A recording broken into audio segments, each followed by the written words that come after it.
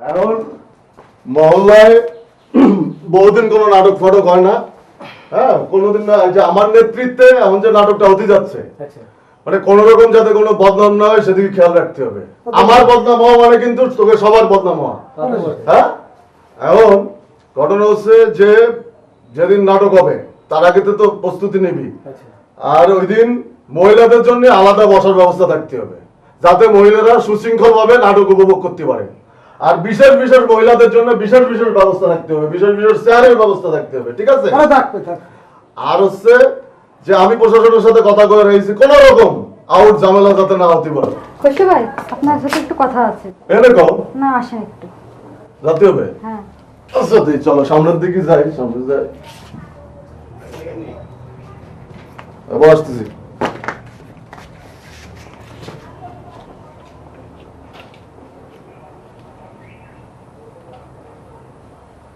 বট্টু, হ্যাঁ, এই যে বইয়ে থাকলে তো চলবে না, পিছন পিছন যাই দিয়ে কই যায়। চল। কি কবা কও? এখানে কি সব কথা বলা যায়? কনে কবা? আমি রাতে পিছনে জানলা খোলা রাখবো, তো তখন আসলে বলবো। আচ্ছা আসতেছি।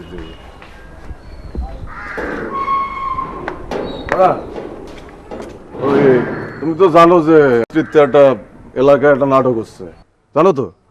এখন ওই আমার এক শিল্পী ওই রিহার্সাল করতে যেয়ে গলা বসে গেছে।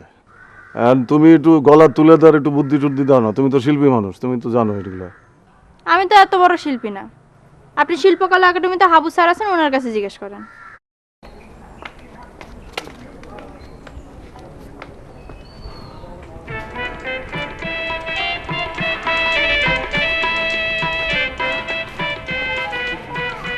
তোরা কোনতে?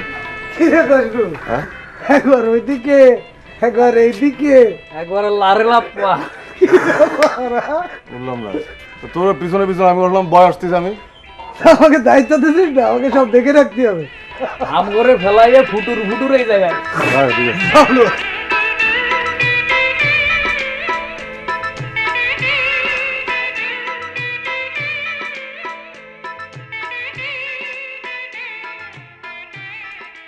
ময়না ভালো আছো?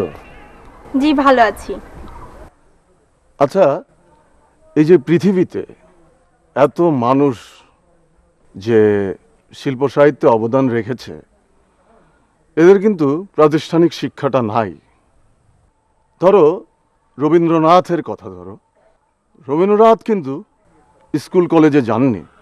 বিদ্রোহী কবি কাজী নজরুল ইসলামের কথা যদি ধরো, তিনি মক্তব পর্যন্ত গিয়েছিলেন আর লেটুর দরে গান টান করতেন, কিন্তু তার লেখাজোয়া কিন্তু স্কুল কলেজ বিশ্ববিদ্যালয়গুলোতে পড়ানো হয়।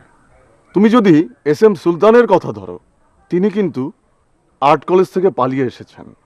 পৃথিবীতে অকৃতকার্য হওয়াটা কোনো ঘটনাই না।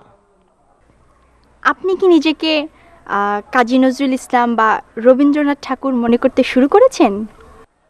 না, যদি ধরো তোমার আর আমার সাথে কিছু একটা হয়ে যায়, তাহলে কিন্তু একজন রবীন্দ্রনাথ বা নজরুলের জন্ম হতে পারে।